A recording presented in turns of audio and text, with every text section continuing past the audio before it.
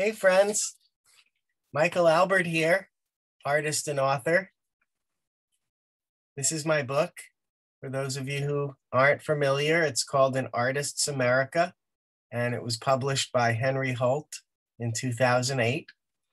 And I'm a New York-based artist, and I guess I'm known mostly for cutting up cereal boxes and all sorts of other consumer packages and taking the pieces and mixing them up and putting them back together again in my own way. And today I'm going to do a demonstration of one of the projects I've come up with.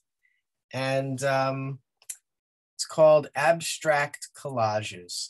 And you may have heard of abstract art, where artists kind of just take different colors and patterns and shapes and put them together, whether they're painted or drawn or mixed media, to make some sort of a design that isn't representational of anything specific. It's just, it's not like painting a tree, and that's an artist's version of a tree.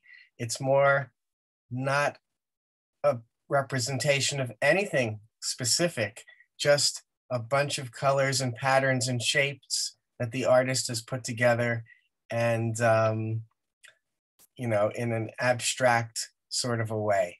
And when I use recycled materials like cereal boxes, and I've used other materials as well, images from magazines and old catalogs and photographs and stickers and labels. And I especially like printed materials, whether it's on cardboard or paper. I like cardboard the best, but I've used paper and cardstock quite often as well. So I like taking images and parts of materials from boxes that maybe would otherwise be thrown out or put into the recycling bin and use it for some sort of an artistic project. And I love the idea that by making art out of stuff that would otherwise get thrown away or recycled, I'm kind of saving it from the landfill. And that makes me feel better, because I think we create too much garbage in our world, and anything we can do to limit it, even saving one cereal box, is at least doing a little something towards that end. And so this is really the ultimate project of recycling, because not only am I taking the boxes that I have been using to create some of the other works of art that I have made over the years, but I basically have come up with a way of using the scraps of the scraps to make an artistic artwork. And here's an example of one of my abstract works of art. And this is called The Exploded Rainbow. And I know it's got more than just the colors of the rainbow on it, but that was the title that I gave it. And the original of it is actually not that big. It's 5.5 by 9 inches. This is a print of that collage, which is much larger. This, I believe, is a 16 by 20 inch collage poster. But so it's been scanned and then blown up, increased in size to create this print. But you could see that there's little bits and pieces of color and patterns, and there's even a cloud in the sky here, and this looks like grass. And I have signed my work, by putting my initials in my work, M.A. for Michael Albert, and I even put a little heart in there, which is kind of subtle, but it's there. And this is the type of artwork that we're going to do today. So what you're going to need to gather together to do this project is a pair of scissors. And these are my special scissors that I've worked with for over 25 years. The brand is called Hofritz, and they're so comfortable and they really cut well. And I'm very careful with them. These are my special tool that I use in my art. I've made probably 98% of all the collages I've made using these scissors. We'll need some glue. Regular Elmer's will do, the white liquid glue that dries clear, or a glue stick is good too, but this is the kind of glue that I use. This is a natural pH adhesive. It's acid-free, and the company is called Linico, and you could find this online, and most good art stores will have this brand. But it's also a white glue that dries clear, so very much like Elmer's. It's a little thinner, but it's works really well, and that's what I use. The other thing we're going to need is a piece of cardboard to use as our base. Something like this is a good size. This is about, I don't know, this is about 6 by 9 inches, maybe a little bit bigger, maybe 8 by 10. And this was a piece of museum board that I got from a local frame shop. You know, if you have a local framing shop in your neighborhood or community that you can go to, many of those frame shops have boxes where they collect their scraps. After they do their framing jobs, they usually have leftover pieces of cardboard that are cut really perfectly, made out of an acid-free museum board like this. And usually they're very nice about sparing some of it, especially for art projects, because otherwise they're going to really just throw them away, put them in their recycling bin. But you can also use a piece of cardboard that's the back of a writing pad. You know, like when you have a writing pad of pages and you finish all the pages, it leaves you with a nice piece of cardboard that also works really well. And you can use the type of cardboard box that things we get shipped in us comes in, which is called corrugated cardboard. It's a little thicker, brown cardboard usually, and you can use either the flap or the side of the box, and that'll work really well also. So once you have that, the scissors, the glue, and a piece of cardboard to use as a base, you should take up a collection of assorted printed materials that you might have lying around your house or office or school, such as old cereal boxes, cookies, crackers, soda cartons, toothpaste boxes, tissue boxes, anything that comes in printed cardboard. Take up a collection of that. You could also use old magazines, catalogs, junk mail, photographs, labels, old pieces from games. You know, there's so many different printed materials that we have in our life that we don't know what to do with. And, you know, using them in an art project is something worth considering, you know? But what I've done is when I take a box and I use it in a collage, you know, I keep using it even after I've cut out some of the pieces that I want. So you'll see this is called Cheez-Its Grooves. It's a new kind of cracker, but I cut out some of the letters I wanted and some of the other images I liked. I have like pieces of the Cheerio box. This was Cinnamon Toast Crunch churros. A lot of my boxes get reused and reused. This is a Trader Joe's yogurt. You know, you could see I've cut parts of it out and used it and letters, but there's lots of leftover pieces that are great to use. Even the kind of package that you might get envelopes at Staples or the office supply store has stuff on it worth using. So I have a lot of partially used, I guess we could call it gently used and not so gently used cardboard materials in my studio from many projects I've been doing over the years. And once in a while, I like to make what I call an abstract collage, where I start taking little pieces from some of these boxes and combining them all together to make a project. I wanted to show you a couple of original abstract designs I made first before I demonstrate how to make one of these. Here's one I made a few months ago. And once in a while, when I'm sitting at my desk and maybe I'm talking to somebody or I'm listening to something, I'll just take a bunch of scraps, and cut them out into different shapes and sizes and glue them down and make a collage. And then when I'm done with it, I often give it a title. This one's called Sunny Side Up Abstract, because it's mostly an abstract artwork made of different colors and patterns from a whole different assortment of things. And up here is a sunny side up egg that I found on a package. And it's not so big, but it really is a detailed little gem. And it was a way of me taking a bunch of pieces from boxes that maybe, were almost ready for the recycle bin and turning them into a unique, colorful, what I think is kind of beautiful piece of art. Here's another one that I made recently. I was having a discussion on one of these Zoom family get-togethers. And while everybody was chatting, I was kind of going through the scraps on my desk and made this. And again, it was on a brown piece of cardboard and just a whole bunch of little scraps to create an abstract design. If you look closely down here, I put my initials, MA. Again, that's the way that I sign most of my work.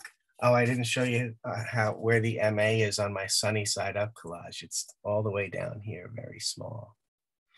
So let's get started on an abstract collage. And if you need to, gather those materials I mentioned before, you can hit pause and find them and then, start up again and I'll show you how to do this. So I did start before I started recording this video, cutting out some different pieces from some of the materials I had lying around. Like here's a nice piece of cardboard from a box that has a couple of different blues on it. This is from a Cheerio box where the yellow was next to some part of the box. I think it was a heart that had a red border on it, two different color reds. But when you cut out just a little piece, it's interesting. This was from that yogurt box that I showed you before. It had kind of a curvy line on it. So I cut out a little rectangle with the purple and left a little white on top so you could see the curve that's actually on the package. Sometimes I cut things into different shapes like this. You can cut up your pieces any way you like. I'll demonstrate to you now how to find a nice piece to cut out to use in your abstract collage. Here's a piece from a package of Eggo waffles. These are like Spider-Man type waffles. So maybe I'll cut from the center of this Spider-Man like waffle. I'll just cut around it. And then I'll have this image. So this was the center of a spider web looking piece of a waffle on an Eggo waffle box.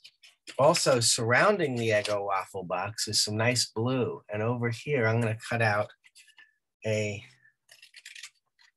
triangular piece that's blue with a little black edge to it.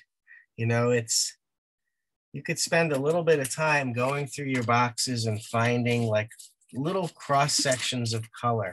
Tissue boxes very often have really cool patterns on them. They're decorative. They're functional and decorative, because you need the tissues, but they're decorative because you want them to look a little better if you're leaving them in your living room or you're leaving them around your house, And here's a little triangle cut out of a tissue box, which has a different pattern on it.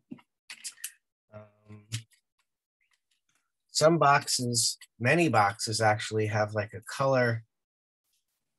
I don't know what you would call this, but I guess these are the colors that the printer uses while he's printing the box to make sure that the colors on the package match up to what they're supposed to be.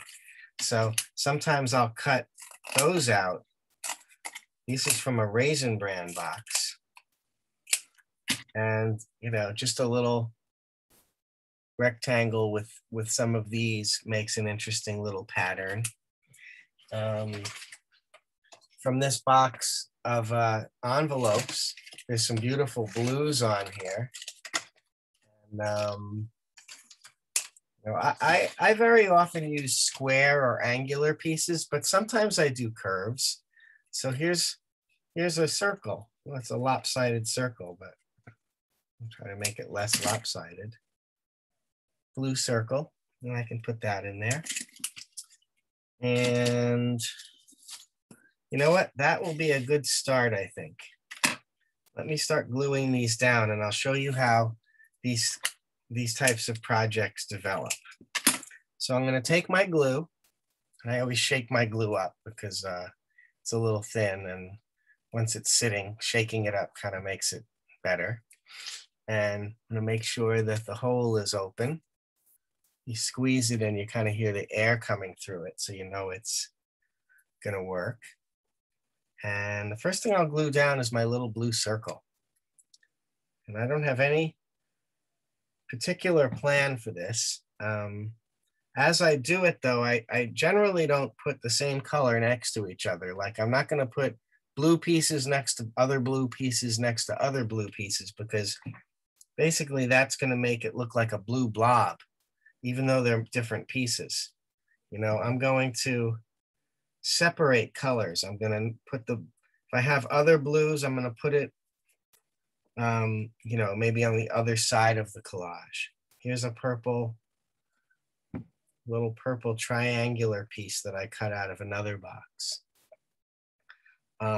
Let me show you quickly how I glue things. So here's this yellow Cheerio piece I was showing you before. What I do with my glue is I put a little bit of glue on the piece like this, and then I take my finger and I spread out the glue from edge to edge so that the whole thing is covered. That way I can just place the piece down where I want it to go and hold it. And if a little bit of glue oozes out the edges, I wipe it off with my finger because I don't want my collages to be messy. You know, here's that blue, light blue and dark blue piece that I showed you just before. And again, I'm going to spread the glue out from edge to edge and put it down where it goes. This pattern of colors that the printer uses. Put my glue on the back, use my finger to spread it out. And let's see, maybe I'll put it like on top of the circle. It's very experimental what I'm doing here. It's very free.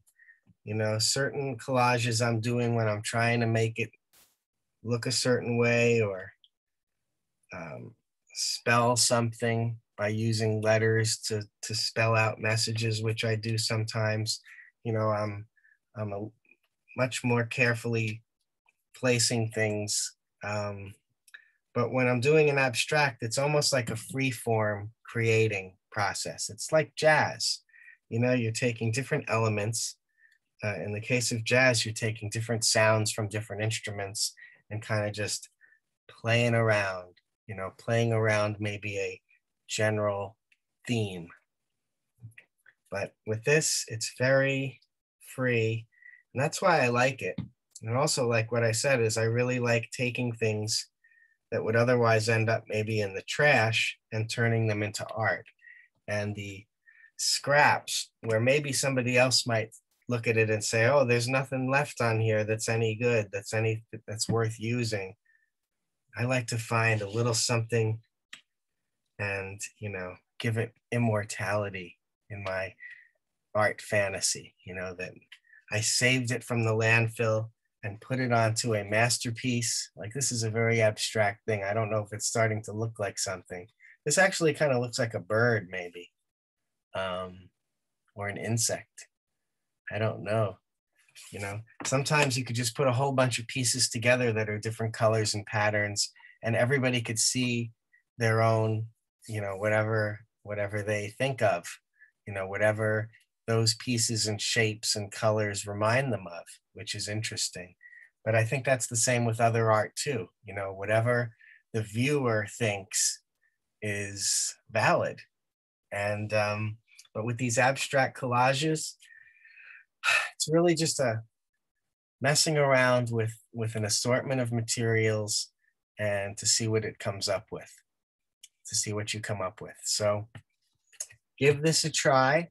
You know, look at your materials, find colors that are interesting to you, find patterns that are interesting to you, you know, see if you could save some little bits and pieces out of your recyclables and turn them into some sort of an artwork and possibly even a masterpiece. Who's to say that my sunny side up abstract isn't some great masterpiece?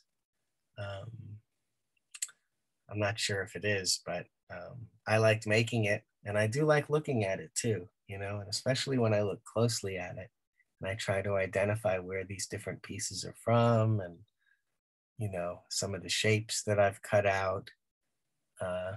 It's fun. So that's it. That's the abstract collage. I'm going to keep working on this one, see what you can come up with. And you could show me any work that you've created or send me messages. You can go to my website, which is just my name, michaelalbert.com. And you could send me a message there and email me a picture of what you've created and send me any questions or comments. I'll do my best to answer you. And that's pretty much it for now, friends. So have fun with this project. And the most important thing is to enjoy yourself. Let yourself relax and be creative, come up with ideas, and enjoy the creative process. Okay, I'll catch you later. Thanks so much for watching and listening. Bye, friends.